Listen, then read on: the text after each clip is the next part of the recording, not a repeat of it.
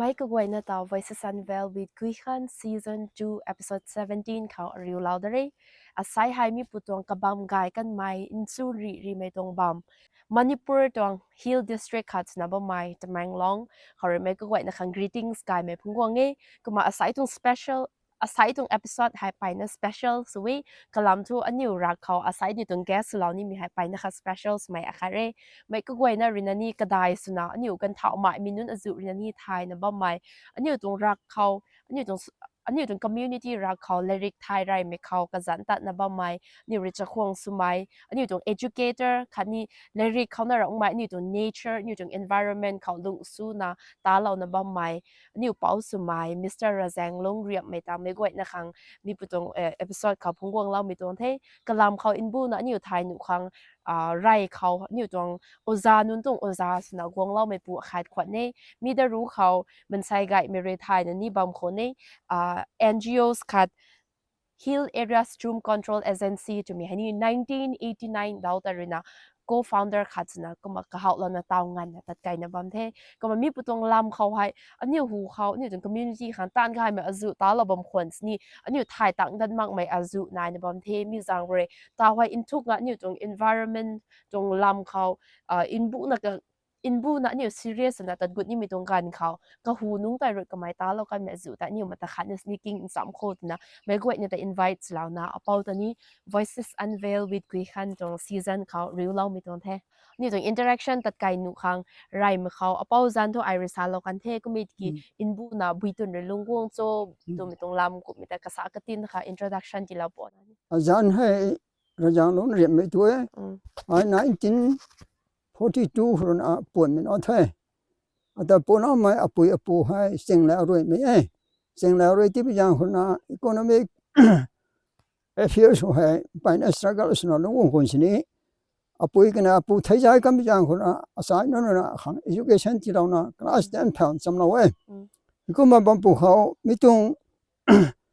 ต่างเขาให้ไม่กันเขาใน initiate มาสนุกให้ตัวนะforemost founder คันนี้นะ grassroots level worker ตรง activation นะมีตรง NGO Hill Area Stream Control Agency ให้ establish เราไม่ตั้งแต่ก็เขาแล้วนั่นแต่งานลงเขามีตรง occupation เขาให้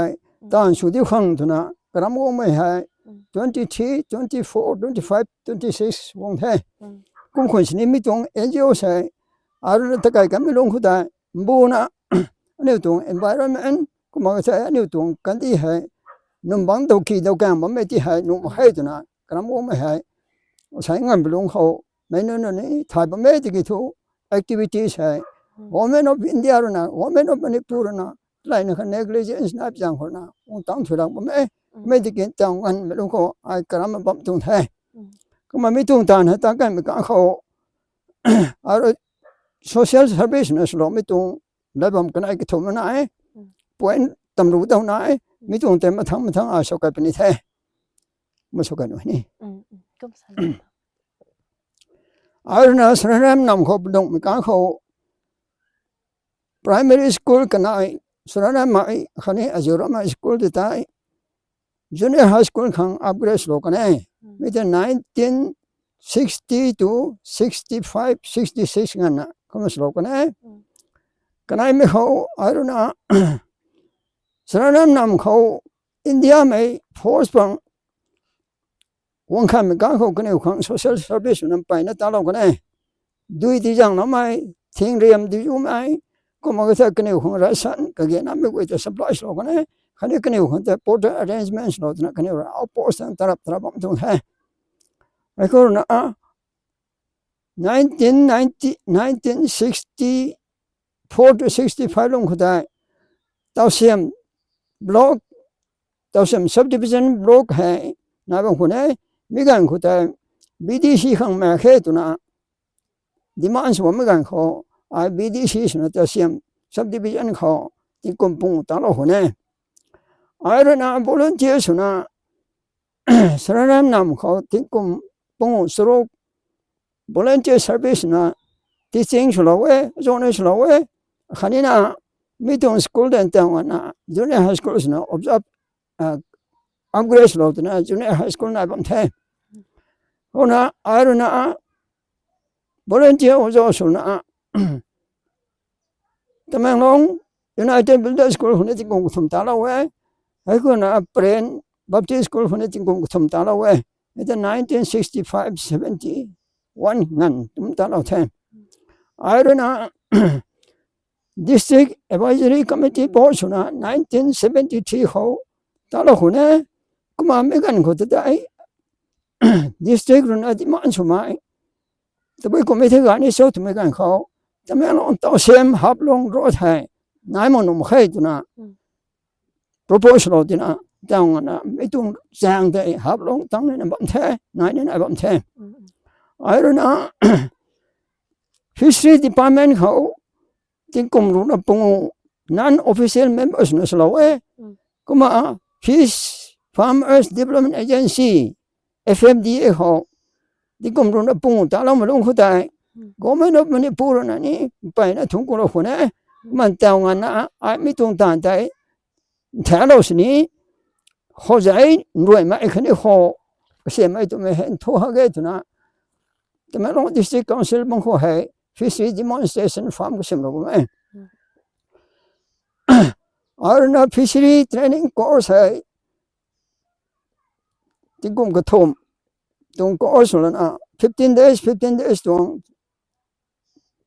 training တကယ်လို့မဲ Mikyo CRDS နာကလန်ခေါ် Comprehensive Rural Development Service မခေါ်ဟဲအာကရောက်ဟိုနေ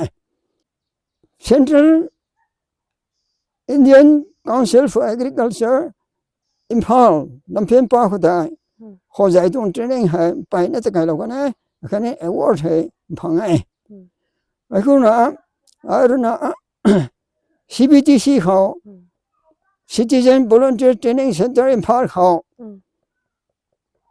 1965-64 ခေါ်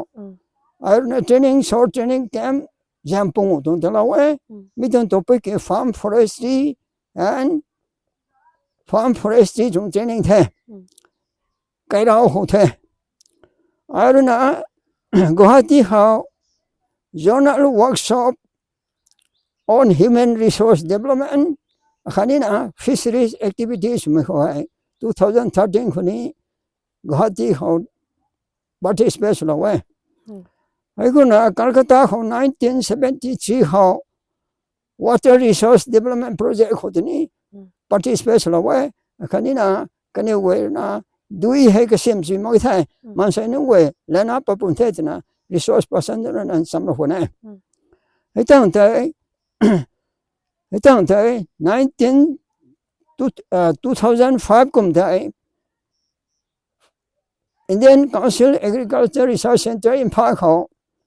fiberglass reinforced plastic training course dai bu khalong dai ai khani ano purona gajal hone ko ma mi to FRP to training hai loi pile FRP hai ke sem na hi ke sem pathe khani na dengan ke sem pathe siling ne ke sem pathe khani ba ma dengan tung puni ko mo thai roofing ship ne ke sem no na taw hai ta kai bam tung the mi tung resin bong taw sa dengan ne sem fiber bi ya po he ya fiberglass ni he ya no break waling sum sum ni sun chu ma lo tha dengan ni no dai he ji he si khang sem dong si he ko lo la si tan de bang si bang chi na ni Ini hanga hiti, sadang has free ni, 10% water resistance ni, because na temperature assessment, suni suma ni. si shum tron selling ko mai ka za mo ko lang ko na mo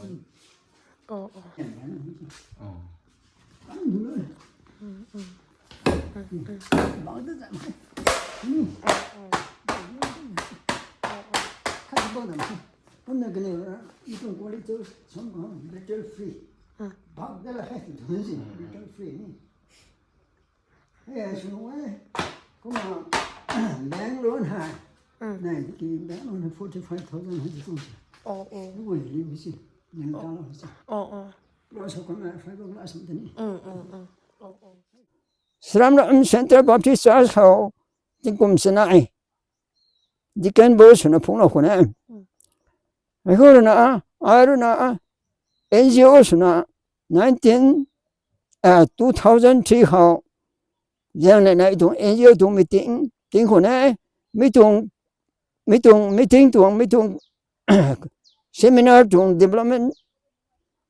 topic ตรง economic development and national unity จุมันเขาติ้งคนนั้นไอ้คนไทยอินเดียตรงกษัตริย์ทำไมสันดราสิงห์ทำไมretired governor นะอินเดียให้ลงสัมพันธ์ด้วยท้องลิวก็เข้มนี่ได้อิสระฉลองได้เราตัวคนนั้นเขาเนี่ยอันนี้รู้นะแต่แม่น้อง district council คันนี้นะแต่แม่น้อง DC เนี่ย joint operation แล้วนะ seminar ไปเนี่ยตะไคร้เรากันแท้นี่คือ particulars นะ zoom control subject เขาเนี่ยตะไคร้ตรงแท้เขาเนี่ยนะ women of Manipur นะ history คนออกเสียงไม่ตรงตานให้ตานข้างตัวนะข้างที่เรานะ history นี่ตาลงบังแท้คันนี้นะ FRP ตรง industry นี่ตาเราตัวนะก็เขาบังแท้2010 to 2011ดงหัวตานให้กันตะไคร้บังแท้มีตรง structure ก็ทุ่งให้ history ตัวนะเขามีตรง history หัวให้ก็ดงได้ไหมหัวให้ก็คุยกันก็ดูได้แม่เจ้าสมัยก็คุยกันก็ดูได้เราบังแท้ค่ะนี่ค่ะให้เข้าแต่นี่คุยกันก็ดูแม่เจ้าสมัยได้มีตรง history spawn in pool ตรงให้คุยกันก็ดูได้เราบังแท้คุยกันก็ดูได้ injection ก็ตัว majority ไทยล่ะนะ 3 ml ก็มันถ้า250 ml male female หัวแต่ injection สุดที่ซ่าก็ดูอินดูปั๊บนี่ซ่าก็ดูอินดูปั๊บไม่ได้มีตรง structure ที่ไม่กันไอ้หัวให้ incubation pool ตรงหัวให้ก็เนี่ยเราดูปั๊บไม่ได้ไม่ค่อยกันนะปั๊บเราปุ่นซ่าก็มันก็กักปั๊บปุ่นซ่ากักปั๊บไม่ได้ spawn กันวะไป spawn ให้ some 14 to 15 days บ่ไม่ได้ก็ดูอีกตัวกักปั๊บนะ spawn วันแท้มีตรง spawn ได้ยังสรุปสนัยตังมีตรงnursery tank นี่มีหัวให้ไก่ปุ่นแท้กันก็มีตรง nursery tank หัวให้บูขาดบูไหนเรากันนี่ไทยฟรายอุ่นปุ่นแท้นุ่มฟรายแต่อุ่นไปไทยมีตรงเต่าให้เปล่าสมมีตรงปนหัวให้นุ่มปลาเราปุ่นแท้ไม่แต่ fingerlings อุ่นปุ่นแท้ fingerlings แต่มีบ่หมดเพราะฉะนั้นrearing point ของปลาเราปุ่นแท้ให้ตรงใจได้มันเลยนี่reading point สุดแท้ reading point นะ fingerling size ปั๊บปุ่นแท้ไม่ต้อง fingerling size แต่ stroke point ของเราปุ่นแท้ stroke point ของเราได้ไทยนี่แต่ table fish ปุ่นแท้ได้ไหม growth นี่ได้ไหมเชื่อไหมดังก็ไม่ได้ก็ต้องไม่ต้องถูก temperature ของ depends หัว feeding ของ depends หัวคันนี้นะ pond management ของตัวนี้เชื่อมช่วยของตัวได้ไม่ลำตัวแท้นั่นแต่แม่งองตัว growth ให้ไปนะฟ้าสมมติชูไม่บังมือตัวถึงกลุ่มเขา1 kg body weight attention ได้ได้ก็ต้องได้ไม่ต้อง system ไม่ช่วยไม่เขาให้แต่แม่งองที่ stick house นะ problem เขาจะไม่กี่ทุกเขาจะไอ้เชื่อมแท้คนเอาให้พังได้มั้งอ่ะแต่อินพาร์ตนั่นผมกันเขาอินพาร์ตตัวแต่ไม่ลงให้กิโลเมตรชั้น4ไม่ตรง distance เด้มันคอยผมกันเขาออกซิเจน deplete ช่วยตัวคนเอาปั้นแทงกันแท้ไม่ช่วยแท้ก็ไม่พังได้ไม่ต้อง problem โอ้ขังสินะแต่ไม่ลงเขาให้เฮเจอรี่ให้ establish เอาตรงนี้ไอ้คนน่ะคนเอาแต่ยันเนี่ยตัวไม่บ่มคนน่ะนำทั้งให้ออกซิเจนซิลินเดอร์นี่แบกโลไว้ซิวนั่นน่ะไม่ต้องบ่มคนเอาพังลงมันแท้คนเอาเราไม่ต้อง problem ให้กูขังไม่ต้องเฮเจอรี่ให้ไม่ช่วยตรงนี้จะแบ่งลองก็ต้องให้นะดาป่ะให้นั่นแหละโอเคเตานี่ฟังก์ชันสุวรรณที่นี่ฟังก์ชันสุวรรณโอเคไปนะคะทุนกูแท้ยูนิคสุกันไม่ได้แท้นี่อยู่ข้างไม่รำตุนนะไงนะบอมนี่อยู่ข้างมากไม่จะแบ่งลองให้ยาคอนซีลเขาเว้ไม่กวยนะก็เกยได้ไม่ก็กวยไรรับมันก็ทาย interest ได้ไม่ก็กวยนะนี่อินบูนะก็มาเป้าดังนี่ก็ลำให้นี่ถ่ายได้นะนี่บอมโนเทจมแต่นี่ก็มาสาระนี่มันต้องแท้เอาละนะไม่ต้อง shifting cultivation ก็มาก็ทาย zoom control จงให้ชัวร์มันเขาด้วยที่ท้องที่ท้ายไหม awareness คันนี้นะ motivation Tiene que ne dati que lo mai ko mi ton tan tam khan no hai tu na bule ru na kha nam lo na ba me mi ta se kom publish u the khan ne ke singai na ti pa khang thu ta he pasus ba me tan National Environment Awareness Campaign tu me hai NEAC National Environment Awareness Campaign tu me hai the Mangon district ho la lo the lunch lo the mi ton them kyu biodiversity conservation tu mi ton them ko ma mi ton seminar ta Joseph Poland sip ge islo ko na sikinu in he ka bam tho 1960 ho ale student gan ru na gan sui na pung ru na all India tours lo thai shifting cultivation control dung organization hill area zone control agency hai 1989 ru thau na 89 third zone ru thau na tangan na matakai ba me mi hai volunteers nu na ane tung objection ka khan mai tho kan di tung scenario hai si wong thai kum yang hura mi tung nam bang dau ka si ka raw ba me hai ti na improve the ho tu mai tung lam ho hai ka haw lo ba tung the thong ku the ไปนะคะชนกูเว้เปาริน so he lo ba me ใกล้มันใกล้เปารินน่ะเตาเปาโนติงกุมสุดค่ะ 86 86เนี่ย 86 running อ๋อไปนะคะชนกูเว้ติงกุมริกตชัดนะจรุกตั้งกันนี่เมเปารินน่ะสเปคนี่ซินมึงไงให้น่ารับมึงไหมติงกุมให้สารกงเล่าไม่ตน data แต่ maintenance จุยนะสุเหล่านะ handwriting นี่ทีมสิมาเขาเรียกไม่กี่กุมายเจ้าทันทีเทียงกับปัจจุยนะป้าเล่ามีให้นี่อยู่คันนี้ exemplary ไงมินิเย่ตนะนางเรตาเล่าไม่ปังแต่สากายจะบ้างหัวเขาไรนะเป้าตอนนี้ทุนกู้ไม่แต่นี่ก็มาสาเหล่านี้มาเนี่ยอันนี้ว่าตาหัว social media ดูเขาลงในจังเลยนะอันนี้ทุกปัดเล่าไม่แต่ photo นำเราเทติกูเราเทลุยเทนี่อยู่ของdiary maintain สมัยก็ไม่ให้นี่อยู่ของเราไก่ไม่ตรงนายก็มาตาสากายกันมีเขาใจเป้าอันไหนดูngaเป้ามินี่เป้าตรงขาใส่ด่างเขาเทก็หมายรีตัดไก่เนี่ยเป้ามีแต่จุดมันนะ social activist ขาดสุนัขกำวงก็เลยสาแต่นะบ้ามตรงรับแค่ก็หมายนี่ practice สุดจังแต่นะบ้ามตรงเทแต่เมื่อวันนะเขานี่ไอเฮาเล่ามีแต่นี่ก็มา witness เราตัวนี้มีตรงไง ku the อันนี้ schools รับไงไทยตาเล่าไม่อาจู NGO set up สุดเล่าไม่จ้างปุ่มลำเขาตาเล่ากันไม่อาจูให้อันนี้กูเขาตาเป้าเรียนนักมา share เรากันนี่ก็มา share เราไม่ไปนะคะไงอันนี้ allow สุนัขตาลงกูได้มั้ยทุกโอกาสกูที่น่า government ด้วยรับถ้าก็มา organization ด้วยมาตาเล่าตรงเทศนะ granted ทางลาเล่าไม่จุดไหนก็มีที่กี่อันนี้ขังก็ไม่ไงไม่ลาตาหนูบ่มีให้เงินขาดเรียนนั้นทุก dedicate เรานะไอรับไม่ขังตรง society ขังตาเล่านี่ดิ่งเงี้ยตัวนะก็มาตากูเราที่มันจานนะตาไว้จ้างปุ่มเขาปนี่เทรับไงถ้าอยู่ตรง environment เขาปนี่เทก็เกณฑ์ได้ไม่กวยให้ก็ติดติดนั่นนี่ก็มาได้เท่านะบ้ามตรงเงี้ยตรงนี้แต่นี่ก็มากเลยนะเป้าตัวนี้ก็มาสาระตัวนี้ตรงเทก็มาเรา mention สุกันมีแต่ก็มาbooklet ให้นี่เป้าก็มาฮีเรานะบ้ามเม็ดนะใช่ release เรานะบ้ามนี่ไม่กวยนะขังไงนะปัดไม่กันแต่ไม่กวยนั่นนี่มีตรงintuk กันไม่ตรงติ้งกุมริกแต่จัดบูไม่ตรง knowledge ใครมีแต่ไม่กวยนั่นนี่ป้า in ซ้ำเราโคตรนะไม่กวยนะ audience คนนี้ก็มากระเรียเราตรงเท thank you so much มาไหนตรงมาทั้งตะไก่ได้ไหมสนะเป้าของ question ก็สาวบ่ายนี้ก็มาทันเหล่านี้ก็มา experience จุมาติ้งกุมริกแต่จัดนะจะรู้ไหมเป้าสนะดงบัมตรงรำใครก็มีกี่ full of wisdom experience นะบัมมาจังเลยอยู่ตรง younger audience จนก็ไว้นะคะนี่หนึ่งตัวนิ่งๆก็สาวแต่ก็มา share เราปูตัวไม่ตรงกระดาวจ้ามีแต่ลานะตาไว้ school เขานี่ไกสินะก็มา involve เราคันนี้เป้าเรียนนี่ teaching เขาก็ไม่จังนะตาให้นั่นนี่นึงตานึงนะนู่นนายได้เม school นี่กูได้นะบ่มไงเทมีเขาไว้บุยตรง difference ดังเรื่องนะบ่มีดาวเลยอาศัยดาวตรงนั่งขังdifference สุดไกห่างกันนายเทก็มันนี่ให้ทุกกุมหาดิ่งเงี้ยตัวไม่เฮาปัดไม่นายทักติดนะคะมาดูนะสาระปะอะไรน้องตัวก็น่ะตาตรง education ตรง difference นี่อันนี้ให้ตาให้ quality education ตัวไอ้ที่ quality education ให้มองอะไรสอนบ้างไหม practically สุขเขาตัวอีทุ school ก็ถุยนะให้แล้วนั่นแต่ important สุดนะก็เสมของก็กันไอ้ก็ผมลำเขาก็ในติงลำเขาคนนี้ก็ตรงพิจารณาลำเขาก็มันตาให้ private school ให้ก็ทำกันเขาให้ไอ้ทุก quality พังปุ่นให้กี่นี่ตัวนี้ที่แก quantity วันให้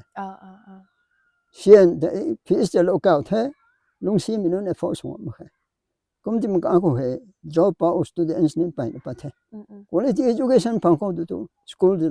do standard and aran in the experienced teacher ni qualified teacher kom in ani de. Kom mga PS wong gai na tulop ti na sian to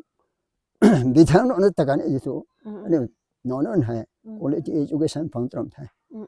Ka thom ma khao quality education hai achieve so ho tu tan tan ran mai. Hey gurna school mein no stand hai classroom ho ni ra kai ngan khang 30 to 35 ni hai ko ma suwe tu quality education ong khani no hai books ke tho hai da sam me la ri pang to syllabus tu ta dong pa na tap su the me de allow no na which the learning and teaching to process with the land tu we book the phung den do na phung a kai lo da na som ra hang kling la bong e kom book lai he ni ko me we he shops we tu ani tu generation young generation he ni quality education phang pu ni the school dong students teng hai rao la na fees hai ku si ni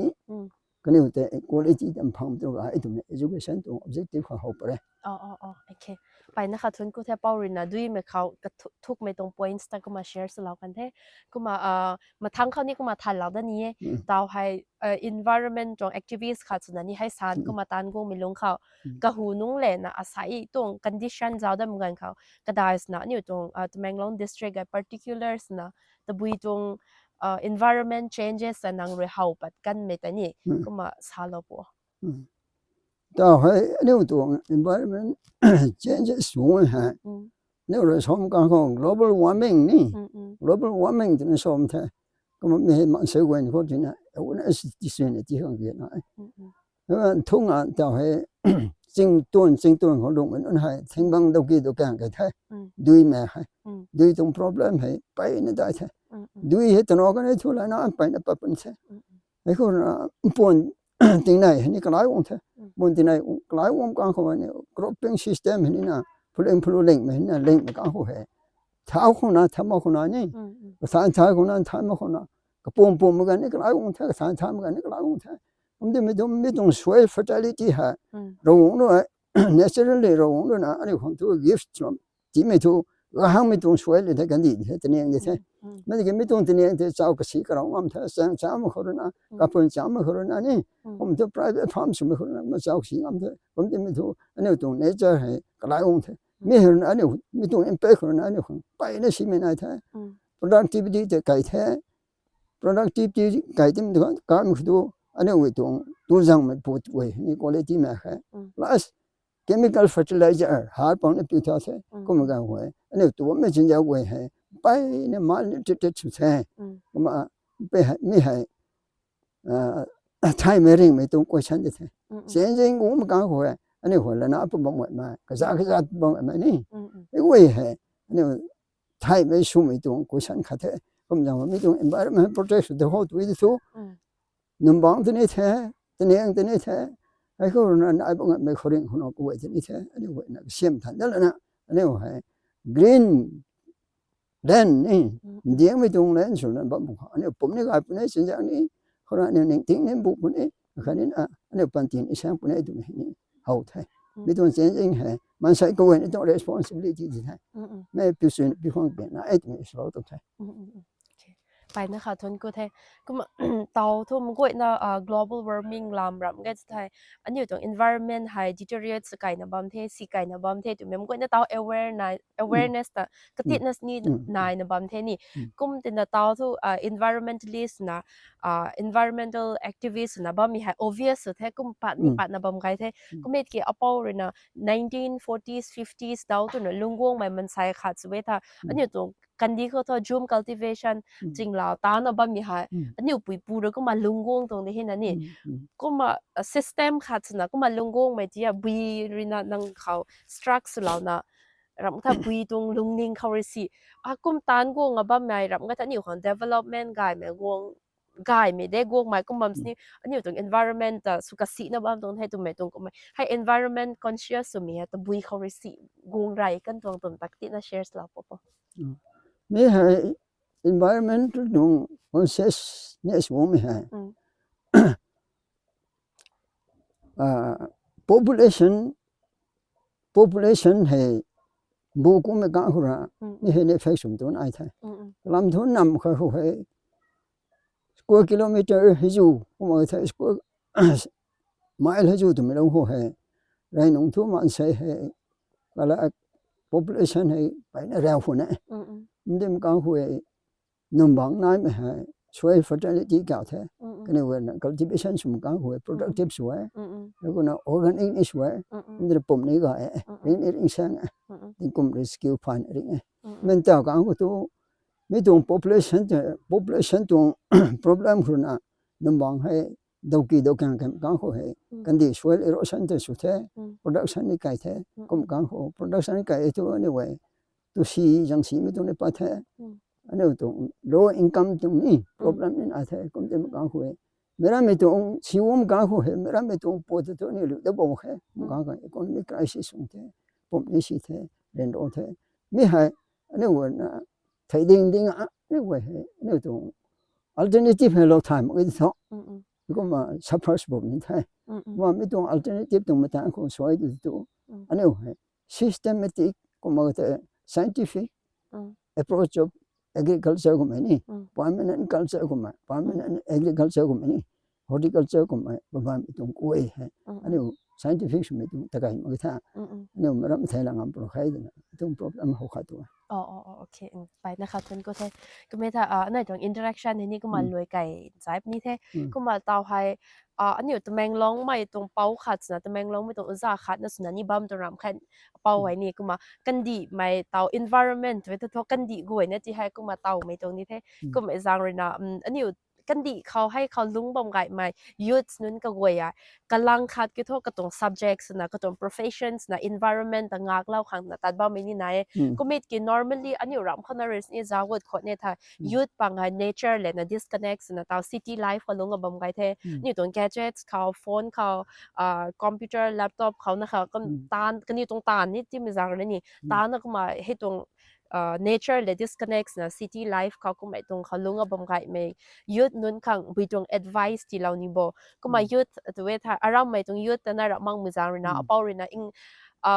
akhata ka hu kha kha chala den e apaw hai new oza nun tong oza sba mi gan kha english ni ko ma la la wait na ko ma sai ko ma adlane ta apaw to students khata ai ariu me gan ka than ki english strong quotation proverbs ka rolling stone gather no moss to me apaw re cham lau to ngai to ko maให้ตารู้ngaตุนะก็มาหันปะนะสาลาที่มอให้ตรง proverbs ตะอริเวตท่าก็มาเป้าตะนิ่งปะราให้ตากะซาเรซาบ่นังเรซาเล่ามิลัดกุมดะระมานี่มานิ่งปะราเทนะก็มาตาวงันนะนังให้ซันจำเล่าเม students นึงตะตาวนี่อุจาขัดนะก็มานิ่งตาวนะนังเรจำเล่ามีงันแต่นี่ก็มานิ่งตาวนะบ่แม่ให้ตายก็มาอาศัยให้นี่อุจาขัดตรงลุงนิ่งตาพงเล่าดะนะที่ตรง experiences กวยแล้วนะนี่ตรง young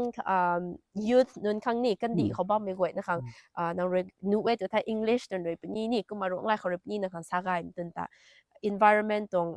ลำเขา city life เขาลงกับบางไว้เขาก็มา advice กะตินะคะก็มาตีเราปัวเนี่ยละตีเราได้นึกได้แค่นี้สมมุตินั้นจะไม่เห็นไปใน ambitious way ก็นี่ให้กำลังสึกมามางามนี่ได้ถึงไม่ตรง vision ของเราไงนี่ตัวมันใช้งามไม่ตรงไม่ให้ก็ตรง body weight ตรง capacity ของเราngam mai pap tung de ai na punta lang mai thingbong ta kane ur na jam gang ho ai gan da khar punta lang mai thingbong ta ko mai thu chiu na phung ta kan de to mi tung hop de nai na ko mai long bam ne kane ho ambitious me ne ai ko na kane ngam ma sing ngam ni mi tung long ai nga ai ko mai tung group of youth ni pang ni the ko mai ne di he ko ma chi kala ai khon so kane tung we se fulfill so to you to I do idea exchange में है again time तो थे when ऐसे again team तो थे अने वो तो जिन्हें involves लोने नहीं तो ना बंगे में मेरा कंदी हो दा था संथा में टेक्नोलॉजी ये जो का में बम गन हो है अने वो इति है ये ना वो ऐसे पे टीचू जी लो हां participate इस में लो हां देखो ना कने तो wish नहीं अने वो ना एम जो बम इता उन तंग हम तो इथे practical application नहीं कने तो लाइफ है गाय ने तिसु लो होंगे ना कने उति है सो का दिन आ लो म है कने वो ते थो कने वो ते रम पम भो จินะอบสโลตันอันนี้นี่ไว้แต่ encouragement ก็จะนี่ช่วยตัวยูนนให้อันนี้คันนี้ตรงไอเดียที่ example พวกคันนี้นะนี่ของ society ของแล้วไม่ยูนนสู่คนนี้ไว้ตรงนั้นนี่ตลอดตรงแท้ไปนะคะทุนกูแท้เปาเรนอายุนุนครั้งนี้ advice นี่กูมาติจอยนี่ที่เล่ากันแท้กูมาเตาทุเปาเรนนี่ไก่เป็นในตัวนะ interaction ทุก3คนตัวนะตัวเล่าไม่กันเขาจำดานจุยนะนี่จำดานแล้วนะนางเรตาเรากันไม่รับเงินแต่อยู่ตรงpublic นุนเขานางเรนะ message ที่เรานี่เหมือนกวยนี่ตัวนี้นางเรbisa na maintain su chu ina suna ni ba mi khan tani kaloi na pau tani kuma thun ku law ni mi to nge kum la na taw hai thu khap mai suna ani to audience nun gai metan azu pau na ni ma ta law no ba me kuma taw no to NGOs ram ga thai na ro ka hu nong ta law kan ngoi ni progress khani nai na ba me kumit ke new kan thaw su kai dat me kan khaw physically su nang tat ngam dan mang me azu ni nai the ni kum e jang na nang rui ta law ka mi tung legacy taก็มาตัดกุดนะบางครั้งรับก็ตัดกุดนะบางกันดิวครั้งนี่กงนี่ไม่มันใส่นั่นก็เวทนั่นนี่ตัวบีตัวเมสเซจนั่นอยู่ตัวออเดียนส์ของขับไม่สนะก็มานั่งเรียนสาเรานี่มีแต่สาเราปะแล้วนั่งไว้สมบูรณ์นั่งไว้กันสุกันดานั่งไว้ไม่รู้ไว้สมบูรณ์ไม่ไว้นี่อันนี้ให้นะครับเราสิ่งนี้เขาตัวนี่ตรงไลฟ์สปานให้ดูกันนี่ไม่ดีไม่ตรงไลฟ์สปานให้ดูกันมันไม่ต้องหัวไอ้ตัวบีสุนิโซ่ไอ้ตัวบีตรงกันดิมันตลอดนี่โซ่ผมว่าถ้าแกไม่ต้องลงส่วนตัวมันลำหายอันนี้กรอกนะเรียลไอซ์ไปตัวท้ายอันนี้ตรงไลฟ์สเปนให้ maximum 90นี่ผมว่าถ้า85 80นี่70ไงไม่ถูกก็ไม่ต้องไอ้ท้ายเขาเรื่องต่างกันเขาให้ drug addiction ไม่นิสัยว่าไม่ก็ไม่ไหวให้ below 40เขาจะไทยก็ไม่35ก็ไทยไม่ได้นี่ก็ไม่ต้องยุดตรง precious life นี่นี่ก็มันก็ไม่ต้องปันตีแต่ไม่ต้องเด็กสุขนั้นก็ไม่ไทยแบบไงแท้ไม่ต้องเด็กสุขไม่ก็ไม่ทันนี่สาวกันไม่ต้องปันตีให้นี่จะหันกันก็ไปนะนี่สวยแท้นี่กันที่เขาก็ไม่ปันตีกับผมตั้งมันเต็งไม่ตั้งไม่เวทีอันนี้นะจริงๆพอเราสลดแท้ตัวไม่เอาแท้ผมยังเขาที่กำที่ก็ไม่ต้องไลฟ์สไตล์เขาให้อันนี้ก็ไม่ขาดสิทธิ์เราไม่ถูกนะไทยกันนี่น้องทุกไม่ช่วยมันรีเกรสเป็นใช่ผมยังรีเกรสมันเขาตัวที่ไม่ต้องนิชาตัวไม่หายาเห็นไหมมาเข้าหัวเท้ยาวหัวเท้ตัวไม่ต้องดรักส์เท้ก็ไม่กูเอดีเหรอตอนเลยรีฮับลิเทชันมันใช่ราชการมันใช่นี่อันนี้ปันตีเห็นโซ่ของกันเป็นใช่ผมยังไม่เห็นนี่อารมณ์เองเขาตัวไม่ก็ไม่ต้องเด็กชุไม่ต้องจ้ากุยเหรอกันเลยนะกันเดินนะสมมติกันนี่gan hak me dum panti hulungo pun de tha pun de mu khan phare manang tum point ko da ai da sui mom tu na ai the ni nang na ga ni me dum suggestion ni khong ne ti lo do no de ani tha me tu ka ding ko ni tha ni pa me te so la tu repair sim khana ga hak de power na ni sa chui na sa lo ma khan ta thun ku we kuma anyu to youth non za ba mi na khon ni thai taw hai apor na sakam ka advice ni the commit ke challenge khat ni the kuma anyu lungwong da ni mai anyu to next generation khang hai anyu rina lungchui na lunglaw ma khwa ne te thai rin ra ran me azu ni riup ni the kum jang rina mi putong king law mi na rung mai mi to challenge la la na anyu ni si mai anyu to intoxicants nesha azu ta anyu ni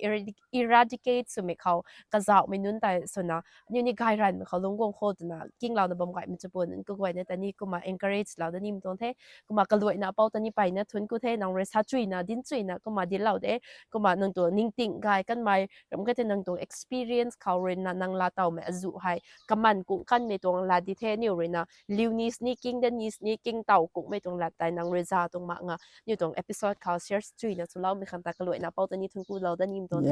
ก็มาอันนี้รู้ตัวรำคัญที่สิที่เราของมาให้ก็มีกินนังนี้ปุ่มกายระดิกายนะจูท่านที่เขาท่านที่งาบ้าไม่ก็ไม่ตรงติงกลุ่มเขาไอ้นี่เราตรงสวยเฮียเมนังเรกันดีไม่ขังกายไม่ตาเรานะบ้าไม่ตรง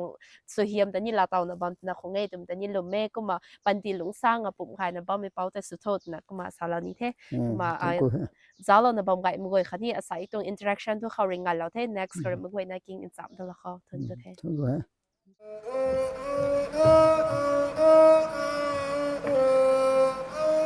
You are watching Voices Unveiled with Kui Khan. Thank you.